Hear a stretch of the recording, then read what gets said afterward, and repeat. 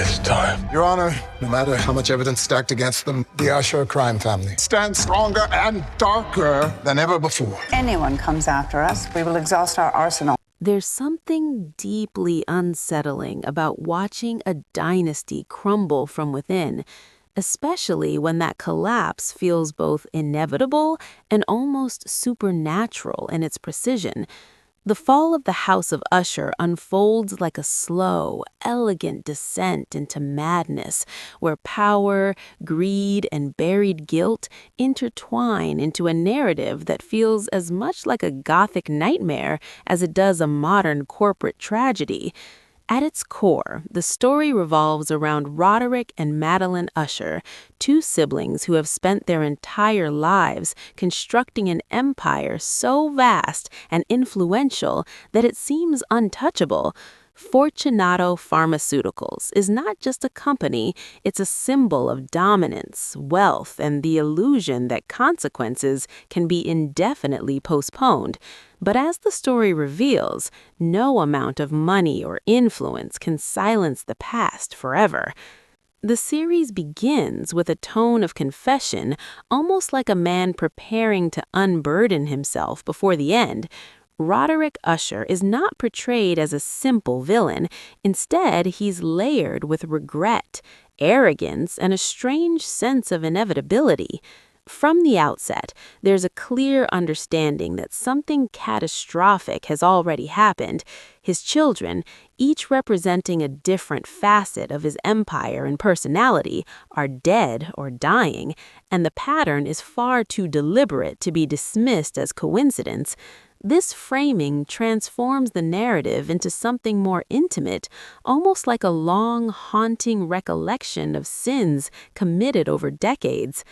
What makes the story particularly compelling is how it blends corporate corruption with gothic horror. Fortunato Pharmaceuticals is built on morally questionable foundations, particularly involving a powerful drug that has caused widespread harm. The Ushers have spent years dodging accountability, using their wealth and legal power to suppress truth and manipulate outcomes. This is where the narrative becomes more than just a horror story. It becomes a critique of unchecked corporate greed, where profit is prioritized over human life. The deaths of Roderick's children don't just feel like supernatural revenge, they feel like the universe correcting an imbalance that has been ignored for far too long. Each of Roderick's children is distinct, not just in personality, but in how they represent different aspects of excess and moral decay. Their lifestyles are marked by indulgence, arrogance, and a sense of invincibility that comes from being born into immense privilege. Yet, as their fates unfold one by one, it becomes clear that none of them truly understand the forces at play. There's a recurring theme of denial, where even in the face of strange and terrifying events, they cling to rational explanations or dismiss the danger entirely. This denial mirrors the larger behavior of the Usher family as a whole, who have spent decades ignoring the consequences of their actions. The mysterious woman at the center of this unraveling adds a layer of intrigue that keeps the narrative constantly shifting between reality and something far more uncanny. She is not simply a villain in the traditional sense, she's more like a force, calm, deliberate, and disturbingly patient. Her connection to the Usher siblings' past is slowly revealed, and with it comes a deeper understanding of why these events are unfolding now. She doesn't rush, doesn't act impulsively, and never seems to lose control. Instead, she operates with a quiet certainty that suggests everything is happening exactly as it should. There's a fascinating tension between fate and choice throughout the story. On one hand, it feels like the Ushers are being punished by an external force, something beyond human comprehension. On the other hand, their downfall is entirely self-inflicted. The decisions they made years ago, choices driven by ambition and a willingness to sacrifice anything for success, have set this chain of events in motion. This duality makes the narrative far more complex than a straightforward revenge tale.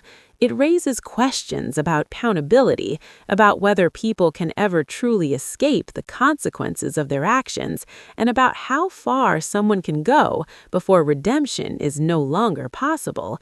Visually and tonally, the series leans heavily into gothic aesthetics, creating an atmosphere that feels oppressive and foreboding.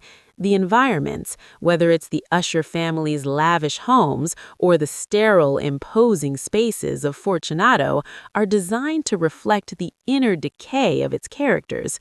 There's a constant sense that something is wrong beneath the surface, even in moments of apparent calm. This tension is amplified by the pacing, which allows the story to unfold gradually, giving each revelation time to resonate before moving on to the next. Another compelling aspect is how the narrative draws inspiration from classic Gothic literature while still feeling modern and relevant. Themes of madness, guilt, and the supernatural are woven into a story that also addresses contemporary issues like corporate accountability and the ethics of wealth. This blending of old and new creates a unique tone where the story feels timeless yet grounded in present-day concerns. It's not just about haunted houses or ghostly apparitions, it's about the haunting weight of decisions that can never be undone. As the series progresses, the relationship between Roderick and Madeline becomes increasingly significant. Their bond is both their greatest strength and their greatest flaw. They operate almost as two halves of the same mind, sharing an understanding that goes beyond words. But this closeness also isolates them, creating a dynamic where their worst instincts are reinforced rather than challenged. Madeline, in particular, is portrayed as someone who is fiercely intelligent and unapologetically ruthless. She complements Roderick's more emotional tendencies with a cold, calculated perspective that often pushes them further down a dangerous path. The exploration of family dynamics adds another layer of depth to the story.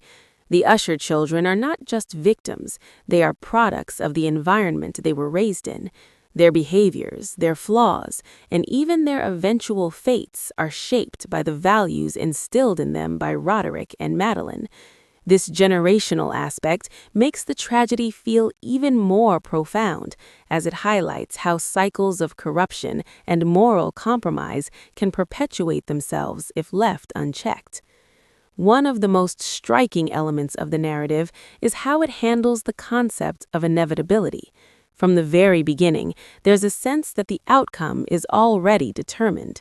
The tension doesn't come from wondering if something will happen, but from understanding how and why it will happen. This approach creates a different kind of suspense, one that is rooted in anticipation rather than surprise. Every scene feels like a step closer to an unavoidable conclusion, and that knowledge adds a layer of dread that permeates the entire story. The pacing allows for moments of reflection where characters are forced to confront their own actions and the reality of their situation. These moments are often the most powerful as they strip away the facade of confidence and reveal the vulnerability beneath.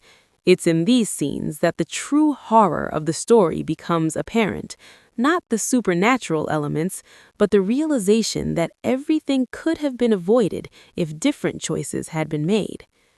As the narrative builds toward its climax, the lines between reality and the supernatural become increasingly blurred.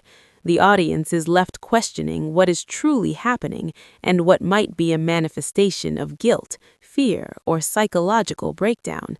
This ambiguity adds to the overall atmosphere, making the story feel more immersive and unsettling. It's not always clear whether the characters are being punished by an external force or by their own minds, and that uncertainty keeps the tension alive until the very end. Ultimately, The Fall of the House of Usher is a story about consequences, about how actions, no matter how carefully hidden, have a way of resurfacing. It's about the illusion of control and how quickly it can be shattered when the foundation it's built on begins to crack. The Ushers believed they were untouchable, that their wealth and influence could shield them from anything. But as the story shows, there are forces, both internal and external, that cannot be controlled or negotiated with. The series doesn't just aim to entertain, it challenges the audience to think about the cost of ambition and the moral compromises people are willing to make in pursuit of success. It asks uncomfortable questions about responsibility and justice, and it doesn't offer easy answers. Instead, it presents a narrative that is as thought-provoking as it is unsettling, leaving a lasting impression long after the final moments have passed. By the time everything comes to a close, there's a sense of tragic completion. The story doesn't end with triumph or resolution in the traditional sense, but with a quiet acknowledgement of what has been lost and what can never be regained. The House of Usher, both literally and metaphorically, cannot stand forever. Its fall is not just a moment, but a culmination of years of choices, each one contributing to an outcome that was always waiting in the shadows. And in that final realization, the story finds its true power, not in the horror of what happens, but in the understanding of why it had to happen.